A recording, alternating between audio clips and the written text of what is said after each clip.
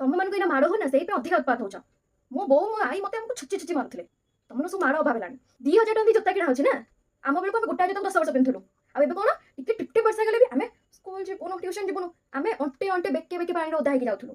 ଏବେ କଣ 5-6 ହଜାର ଗୋଟେ ପ୍ୟାଣ୍ଟ ହେଲେ ହଉନି। ଆମେ ଗୋଟାଏ ପ୍ୟାଣ୍ଟକୁ ପିନ୍ଧୁଥିଲୁ 5-10 ବର୍ଷ। 10 ବର୍ଷ ଯାଏଁ ମୁଁ ନୂଆ ଡ୍ରେସ୍ ଦେଖିନି। ମାଉସୀର ଯାହା ଛୋଟ ହବ ତାକୁ ମୁଁ ପିନ୍ଧେ। ତମକୁ ଦେଲା କଣ ଅଧିକ ମୁହଁ ହଉଛି। ଆମ ବେଳକୁ ଅଜା ମାନେ ତ ଅଜା ମତେ ଟଙ୍କାଟା ମାମୁକୁ ଟଙ୍କାଟା ଦଉଥିଲା। ସେଇଥିରେ ଆମେ ଚପ ବରା ସିଙ୍ଗଡ଼ା ଖାଉଥିଲୁ। ହଁ ଏବେ ତମର ହଉନି ଟଙ୍କାଟାରେ କିଛି। ତା ବୋଲି କଣ ତମେ ଥରେ ରେଷ୍ଟୁରାଣ୍ଟ ଯାଇକି 2000 ଉଡେଇକି ଆସିବ। ଏଠି ଆମେ ହଳ କରୁଛୁ ଏଠି ବସିକି ବାପା ହଳ କରୁଛୁ ଏଠି ବସିକି।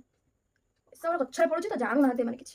ଘରେ ଏଠି ମୁଁ ମରି ପଡ଼ିକି ଅଟା ଚକଟିକି ବେଲିକି ରୋଷେଇ କରିବି। ତମେ ଯାଇକି ବାହାରେ ଭାଇ ଭଉଣୀ ପିଜ୍ଜା ବର୍ଗର ଖାଇକି ଆସିବ ନା। ତମ ଏମିତି ପାଟିରେ ଲାଗିଯାଉଛି ପିଜ୍ଜା ବର୍ଗର।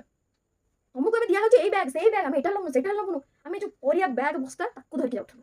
ଖଣ୍ଡେ ଖାତାରେ ଲେଖୁଥିଲୁ। ତମକୁ ଏବେ କ୍ଲାସମେଟ୍ ଯୋଉ ଖାତା ଯାହା ବି ସେଥିରେ ତମର କିଛି ଉନ୍ନତି ନାହିଁ। ଆମକୁ ଯଦି ଏତିକି ମିଳିଥାନ୍ତା ଆମେ ଆଜି କୋଉଠି ଥାନ୍ତୁ। ସେତିକି ମିଳିଲାନି ବୋଲି ଆଜି ଏଇଠି ଆସିକି ବାସନ ମାଜିବାକୁ ପଡୁଛି ଛୁଆ ଜଳ କରିବାକୁ ପଡୁଛି। ଏବେ